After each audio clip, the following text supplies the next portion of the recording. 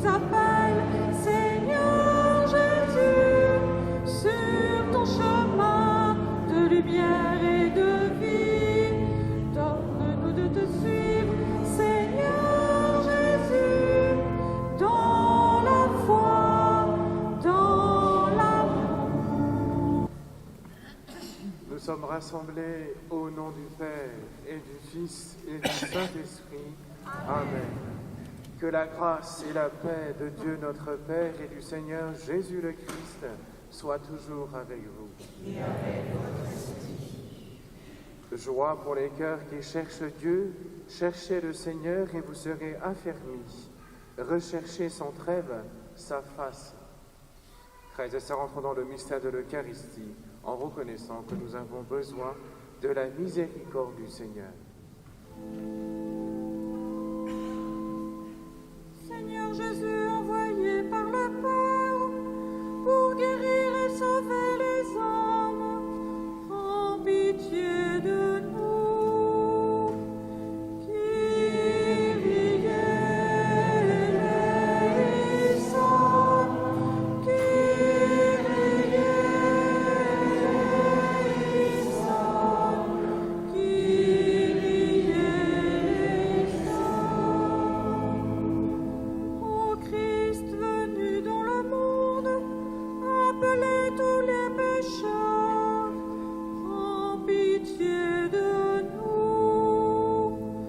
Christ eleison,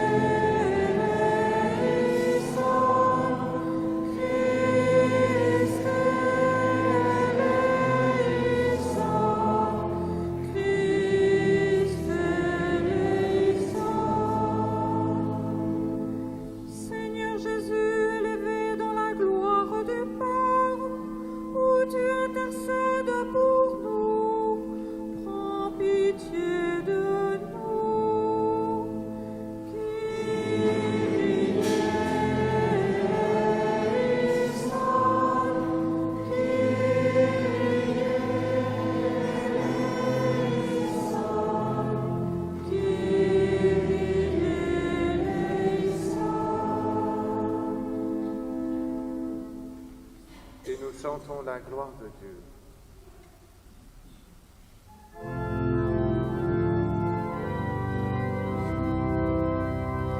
Gloria in excelsis Deo, Gloria Deo Domino, Gloria in excelsis Deo, Gloria Deo Domino. Gloire à Dieu au plus haut des cieux, et paix sur la terre aux hommes qui l'aiment. Nous te louons, nous te bénissons, nous t'adorons, nous te glorifions, nous te rendons grâce pour ton immense gloire. Seigneur Dieu, roi du ciel, Dieu le Père tout-puissant, Seigneur Fils unique, Jésus-Christ, Seigneur Dieu, agneau de Dieu, le Fils du Père, toi qui enlèves les péchés du monde, prends pitié de nous. Toi qui enlèves les péchés du monde, reçois notre prière. Toi qui es assis à la droite du Père, prends pitié de nous. Car toi seul est saint, toi seul est Seigneur, toi seul est le Très-Haut. Jésus-Christ, avec le Saint-Esprit, dans la gloire de Dieu le Père. Prions le Seigneur.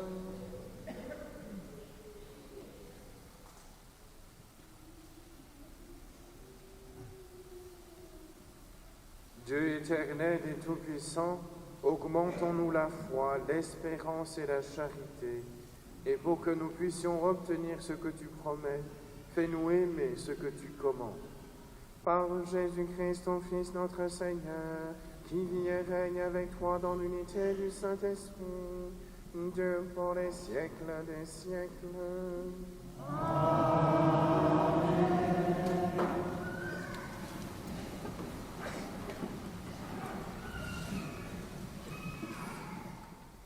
Lecture du livre de Ben Sirac, le sage. Le Seigneur est un juge qui se montre impartial envers les personnes. Il ne défavorise pas le pauvre. Il écoute la prière de l'opprimé. Il ne méprise pas la supplication de l'orphelin, ni la plainte répétée de la veuve. Celui dont le service est agréable à Dieu sera bien accueilli. Sa supplication parviendra jusqu'au ciel. La prière du pauvre traverse les nuées. Tant qu'elle n'a pas atteint son but, il demeure inconsolable. Il persévère tant que le Très-Haut n'a pas jeté les yeux sur lui, ni prononcé la sentence en faveur des justes et rendu la justice. Parole du Seigneur.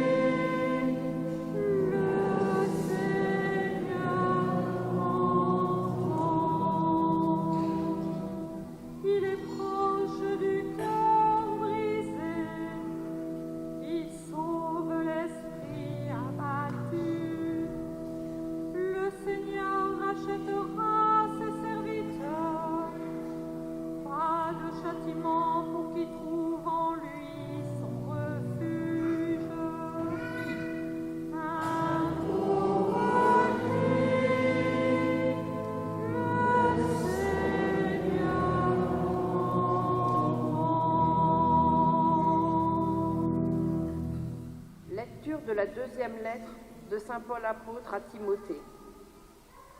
Bien-aimé, je suis déjà offert en sacrifice. Le moment de mon départ est venu.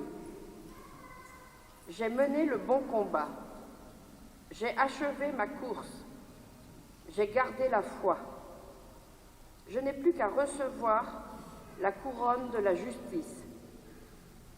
Le Seigneur, le juste juge, me la remettra en ce jour-là, et non seulement à moi, mais à tous ceux qui auront désiré avec amour sa manifestation glorieuse. La première fois que j'ai présenté ma défense, personne ne m'a soutenu. Tous m'ont abandonné. Que cela ne soit pas retenu contre eux. Le Seigneur, lui, m'a assisté. il m'a rempli de force pour que moi, la proclamation de l'Évangile s'accomplisse jusqu'au bout et que toutes les nations l'entendent. J'ai été arraché à la gueule du lion. Le Seigneur m'arrachera encore à tout ce qu'on fait pour me nuire. Il me sauvera et me fera entrer dans son royaume céleste. À lui la gloire pour les siècles des siècles. Amen. Parole du Seigneur. Alléluia, Alléluia, Alléluia, Alléluia, Alléluia, Alléluia, Alléluia. Dans le Christ, Dieu réconciliait le monde avec lui. Il a mis dans notre bouche la parole de la réconciliation. Alléluia, Alléluia, Alléluia, Alléluia, Alléluia, Alléluia, Alléluia. Le Seigneur soit avec vous. Évangile de Jésus-Christ selon saint Luc.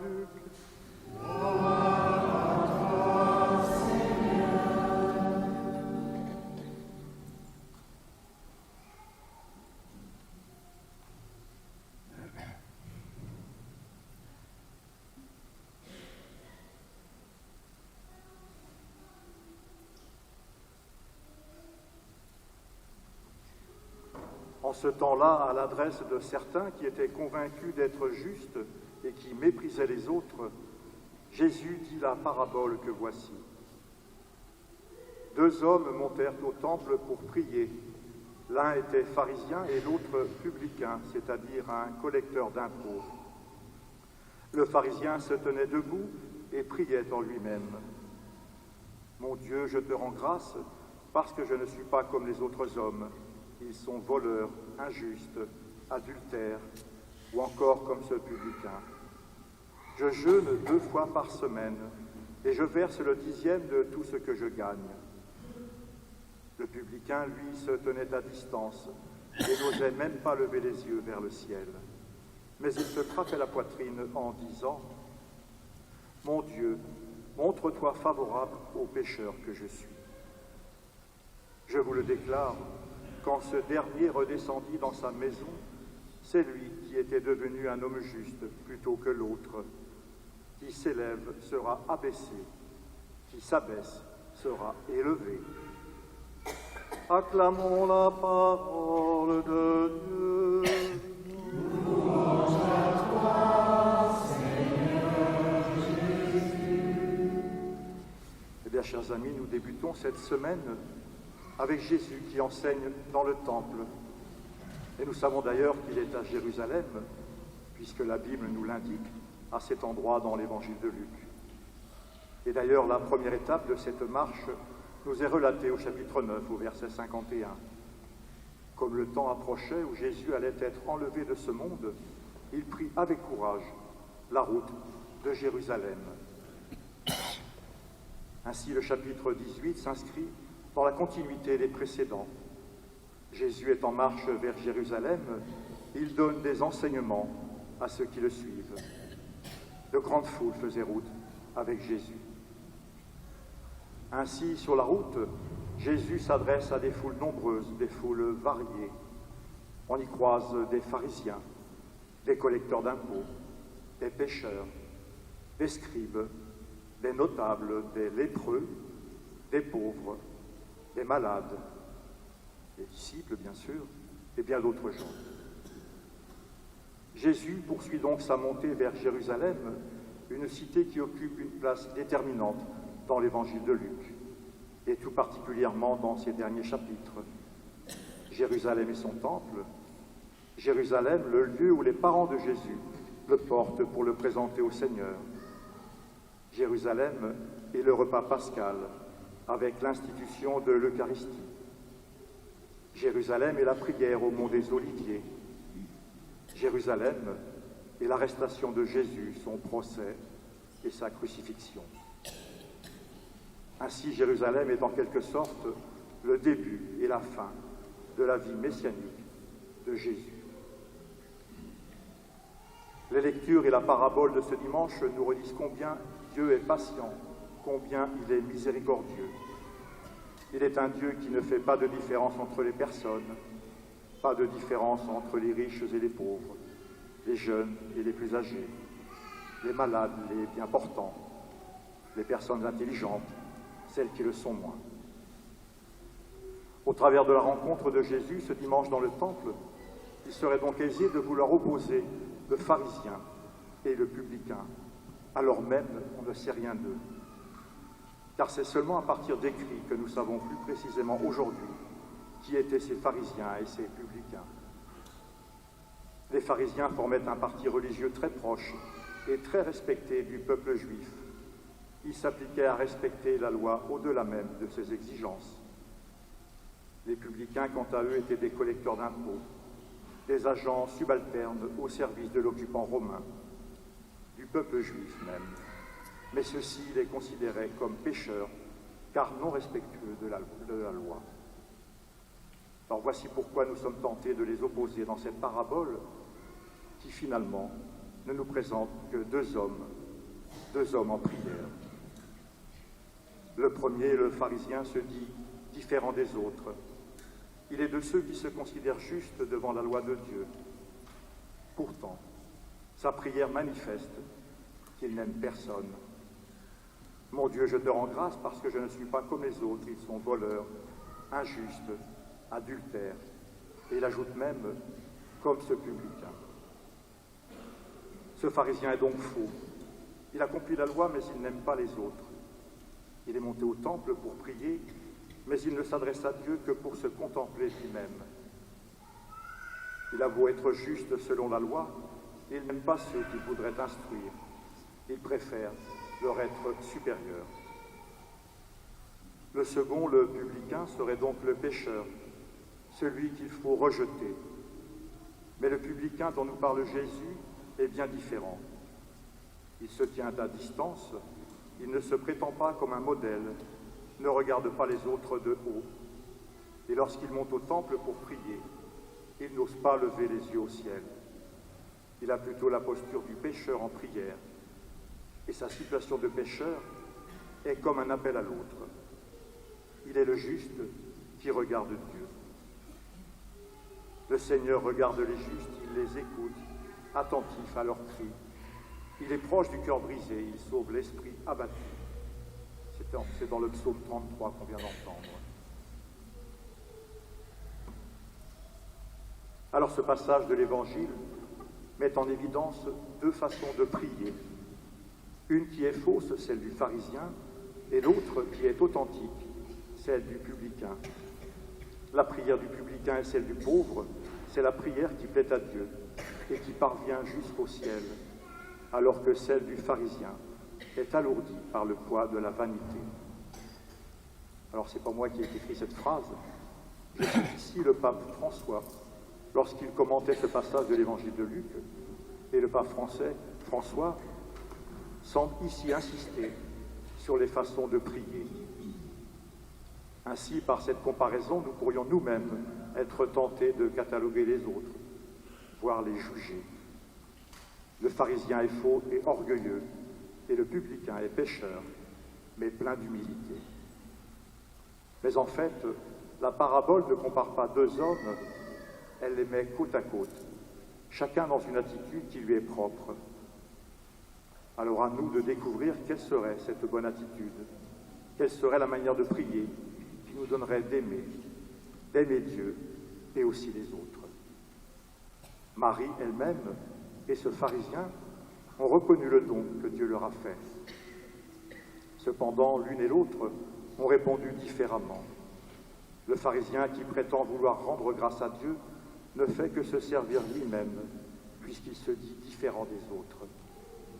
Marie, quant à elle, a mis la grâce dont elle a été comblée à la disposition de tous. Elle n'a pas retenu Jésus, son Fils, elle l'a donné à tous. Mon âme exalte le Seigneur, il a porté son regard sur son humble servante. Oui, désormais, toutes les générations me proclameront bienheureuse. Sa bonté s'étend de génération en génération sur ceux qui le craignent. Il a dispersé les hommes à la pensée orgueilleuse. Il a élevé les humbles. Marie est devenue ainsi le modèle même de ceux qui s'abaissent. Qui s'élève sera abaissé, qui s'abaisse sera élevé. Dans notre quotidien de chrétiens, nous sommes tous appelés à prier. Reste à savoir avec quelle foi nous prions. Dimanche dernier, Jésus posait cette question à ses disciples. Le Fils de l'homme, quand il viendra, trouvera-t-il la foi sur la terre? Alors, frères et sœurs, chers amis, cette question nous est posée encore aujourd'hui. Quand nous prions, sommes-nous ceux qui s'ajustent sur Dieu ou sommes-nous seulement les convaincus qui dénigrent les autres comme le fait le pharisien? Notre prière, qu'elle soit personnelle ou communautaire, devrait nous conduire à rechercher non pas notre bien-être personnel, mais bien plus à nous mettre à l'écoute et au service du peuple tout entier de Dieu. Posons-nous donc cette question. Avec quelle foi prions-nous? Ici encore, pour y répondre, je vais faire référence au pape François, qui nous donne une réponse. Et voici ce qu'il a donc écrit dans sa première encyclique, La lumière de la foi, dans le chapitre intitulé La foi et le bien commun. Voici ce que dit le pape François.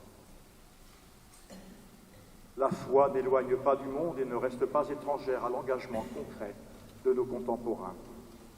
La foi est un bien pour tous, elle est un bien commun. Sa lumière n'éclaire pas seulement l'intérieur de l'Église et ne sert pas seulement à construire une cité éternelle dans l'au-delà. Elle nous aide à édifier nos sociétés afin que nous marchions vers un avenir plein d'espérance. Alors, frères et sœurs, quand nous prions, peut-être pourrions-nous nous rappeler ces versets du psaume de ce dimanche. Que les pauvres nous entendent et soient en fête. Le Seigneur regarde les justes, il écoute, attentif à leurs cris. Le Seigneur entend ceux qui l'appellent, de toutes leurs angoisses il les délivre. Frères et sœurs, amis paroissiens, demandons au Seigneur d'augmenter en nous la foi, mais aussi l'espérance et la charité. Seigneur, accueille au creux de tes mains la prière de tes enfants. Amen. Proclamons notre foi. Je crois en Dieu le Père Tout-Puissant, Créateur du ciel et de la terre, et en Jésus-Christ, son Fils, notre Seigneur, qui a été conçu du Saint-Esprit, né de la Vierge Marie, à sa conception a été crucifié, est mort avec séance, et descendu aux enfers. Le troisième jour est ressuscité des morts, est monté aux cieux, est assis à la droite de Dieu le Père Tout-Puissant, d'où il viendra juger les vivants et les morts. Je crois en l'Esprit Saint, à la Sainte Église catholique, à la communion des saints, à la rémission des péchés, à la résurrection de la chair, à la vie éternelle. Réunis pour célébrer les bienfaits de Dieu, prions-le, frères et sœurs, de nous inspirer lui-même une prière qu'il puisse exaucer.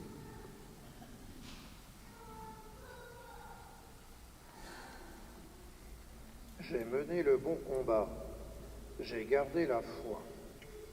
Pour les chrétiens persécutés dans le monde, dans de nombreux pays du monde, afin qu'ils persévèrent et tiennent bon dans l'espérance, prions le Seigneur.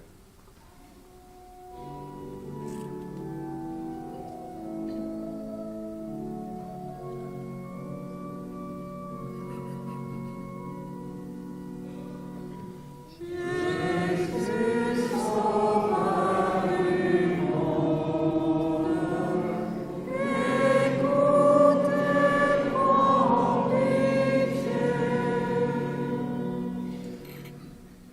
Seigneur regarde les justes, pour nos responsables politiques et pour tous nos élus, afin qu'ils gèrent notre pays et le monde avec un sens aigu de la justice. Prions le Seigneur.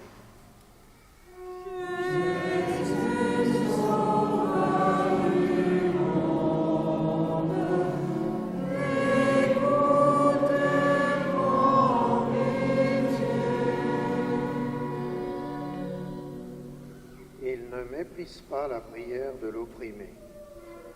Pour toutes les victimes d'emprise, d'abus, de violence, afin qu'elles ne désespèrent pas de l'amour du Seigneur envers elles, prions le Seigneur.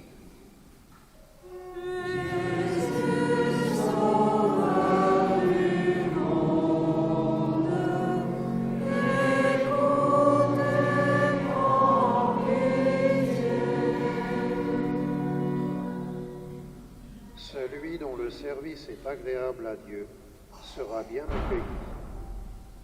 Pour chacun de nous réunis en ce dimanche, afin que nous servions joyeusement le Seigneur et notre prochain, prions le Seigneur.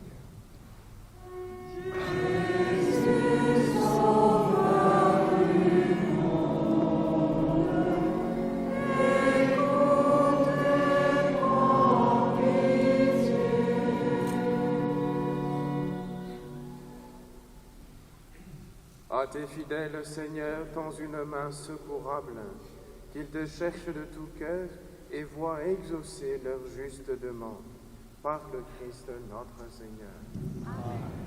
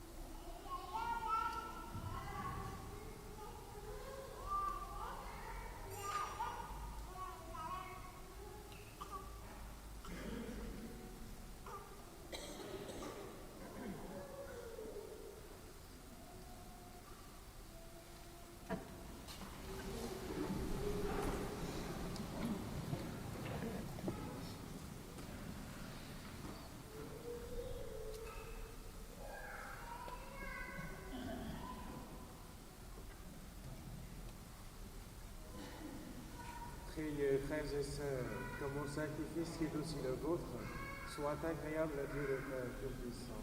Que le Seigneur reçoive en moi ce sacrifice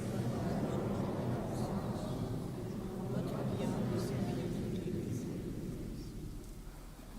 Regarde les présents que nous t'offrons, nous t'en prions, Seigneur, Dieu de majesté. Permets que notre célébration soit d'abord tournée vers ta gloire, par le Christ notre Seigneur. Le Seigneur soit avec vous. Et avec votre esprit. Élevons notre cœur. Rendons grâce au Seigneur notre Dieu. Cela est juste et bon. Vraiment, il est bon de te rendre grâce, il est juste et bon de te glorifier, Père très saint, car tu es le seul Dieu, le Dieu vivant et vrai. Toi qui es avant tous les siècles, tu demeures éternellement lumière au-delà de toute lumière. Toi, le Dieu de bonté, la source de la vie, tu as fait le monde pour que toute créature soit comblée de tes bénédictions et que beaucoup se réjouissent de l'éclat de ta lumière. Ainsi la foule innombrable des anges qui te servent jour et nuit se tiennent devant toi et contemplant la splendeur de ta face n'interrompent jamais leur louange. Unis à leur hymne d'allégresse avec la création tout entière qui t'acclame par nos voix, Dieu, nous te chantons.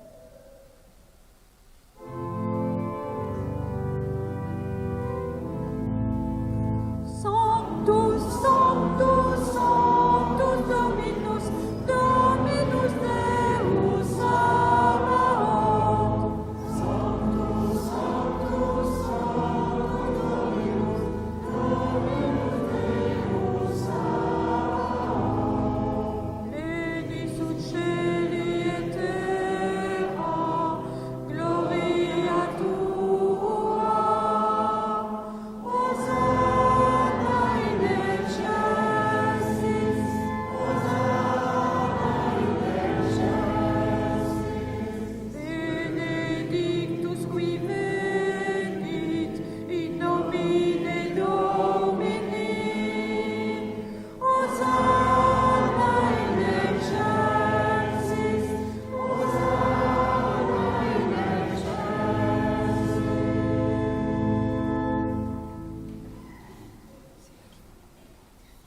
Père très saint, nous proclamons que tu es grand et que tu as fait toutes choses avec sagesse et par amour.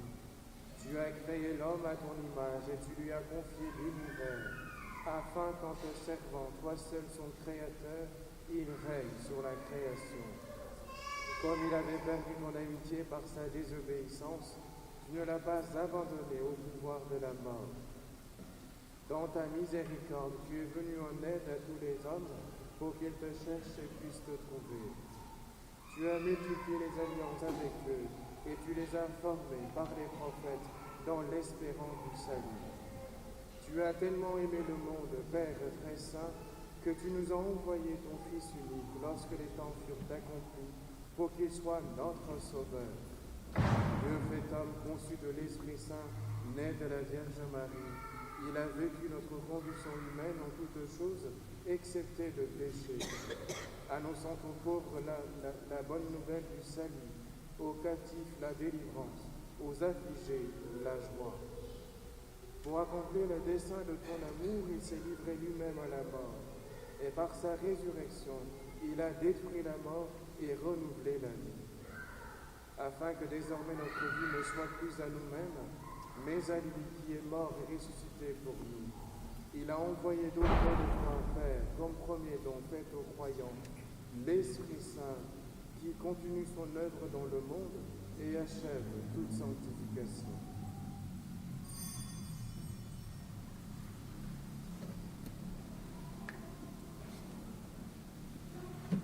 Que ce même Esprit Saint, nous t'en prions, Seigneur, sanctifie ces offrandes, qu'elles deviennent ainsi le corps et le sang de notre Seigneur Jésus le Christ, dans la célébration de ce grand mystère que lui-même nous a laissés en signe de l'alliance éternelle. Quand l'heure fut venue où tu allais le glorifier, Père très saint, comme il avait aimé les siens qui étaient dans le monde, il les aima jusqu'au bout. Pendant le repas qu'il partageait avec eux, il prit le pain, dit la bénédiction, le rompit et le donna à ses disciples en disant: Prenez et mangez-en tous, ceci est mon corps livré pour vous.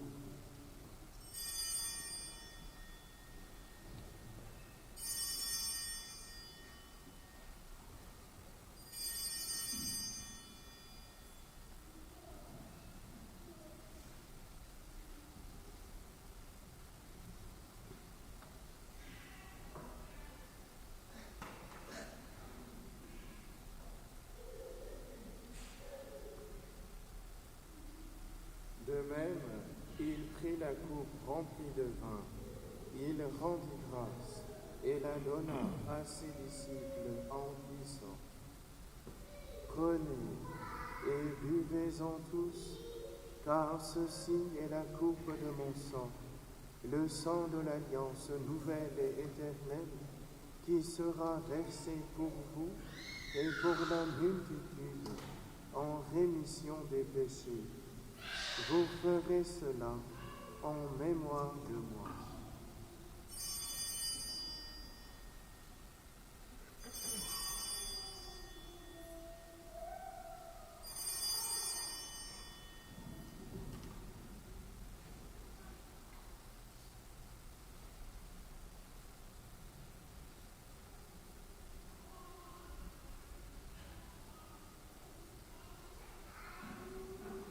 Il est grand le mystère de la foi.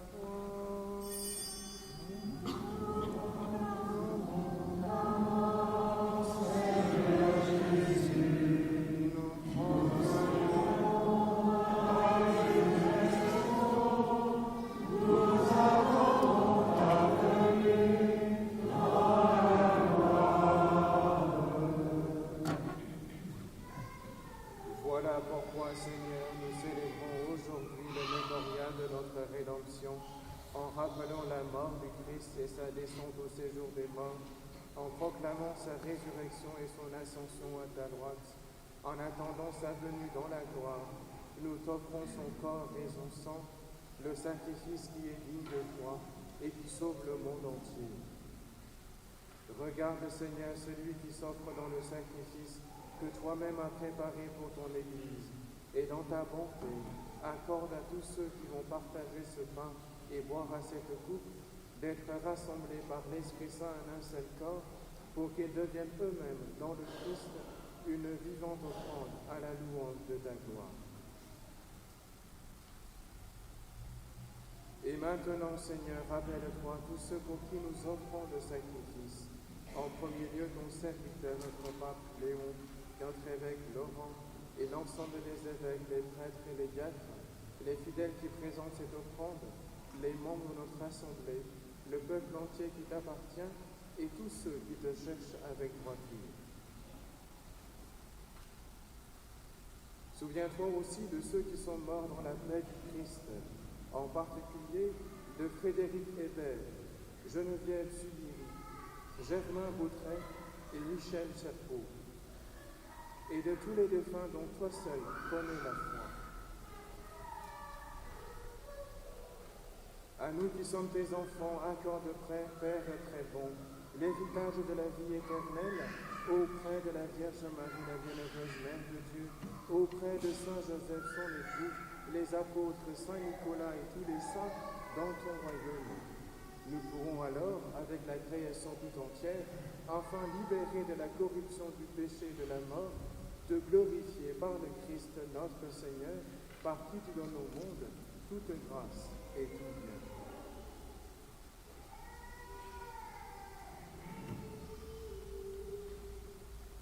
À lui, avec lui et en lui, à toi, Dieu le Père Tout-Puissant, dans l'unité du Saint-Esprit, tout honneur et toute gloire pour les siècles des siècles.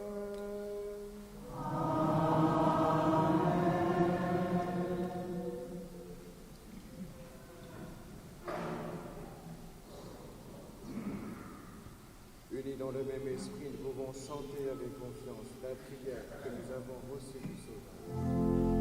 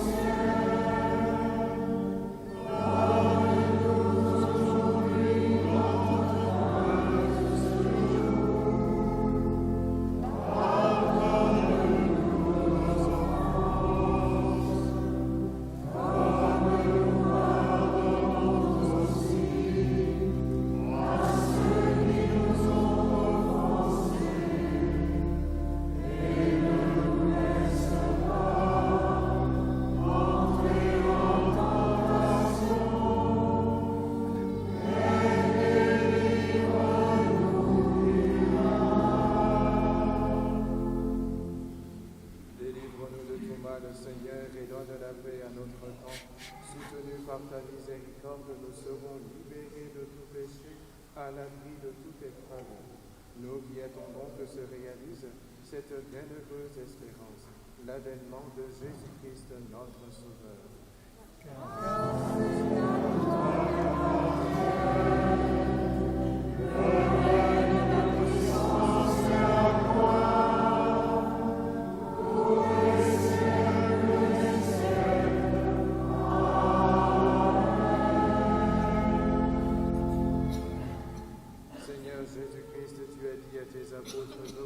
La paix, je vous donne ma paix. Ne regarde pas nos péchés, mais la foi de ton Église.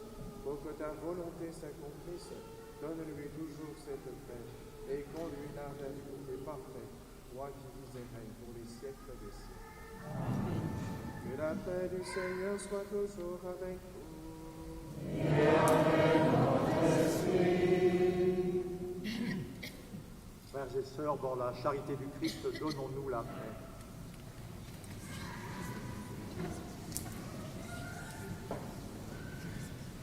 Amen.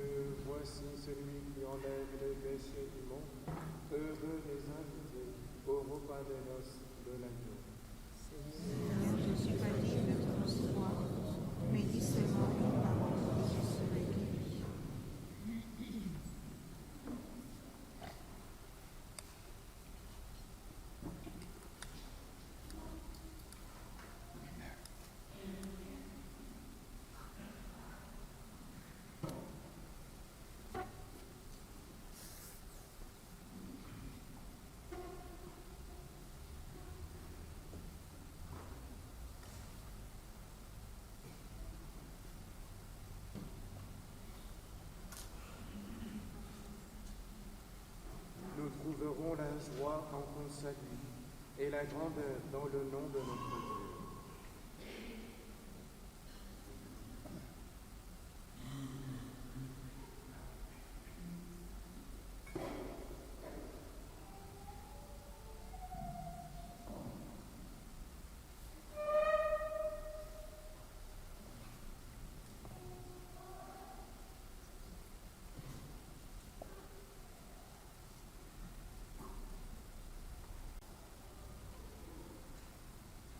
Que le Seigneur vous bénisse, vous qui allez porter la communion à vos frères et sœurs, au nom du Père et du Fils et du Saint-Esprit.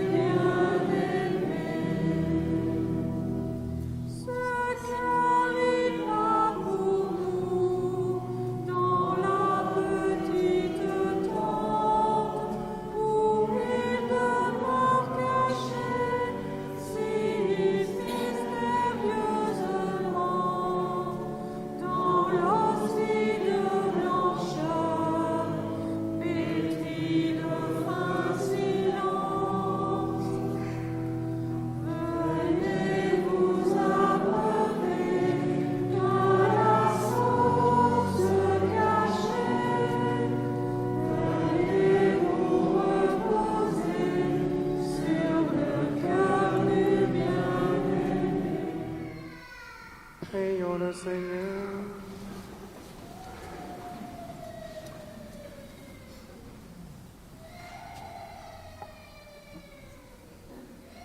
Que tes sacrements, Seigneur, nous t'en prions, achèvent de produire en nous ce qu'ils contiennent. Puissions-nous saisir dans sa pleine vérité ce que notre célébration préfigure aujourd'hui. Par le Christ notre Seigneur.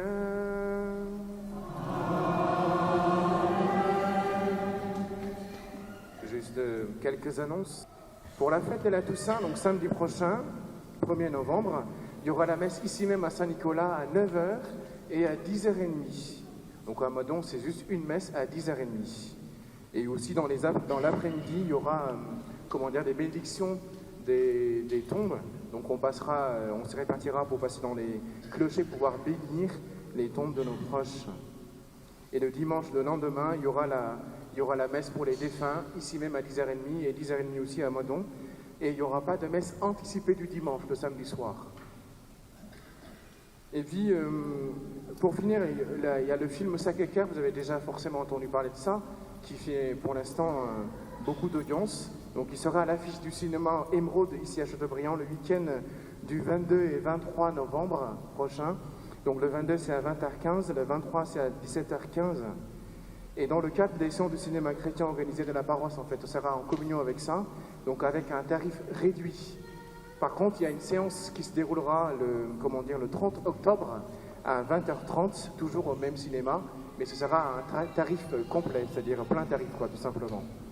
Donc voilà, ça nous permettra de découvrir cette belle réalité pour annoncer l'amour, parce que l'amour vaincra, tout simplement. Accueillons la bénédiction du Seigneur.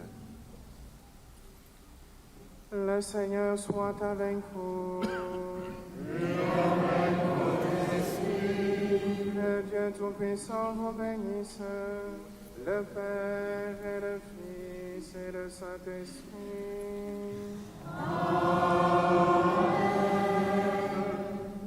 Allez dans la paix du Christ.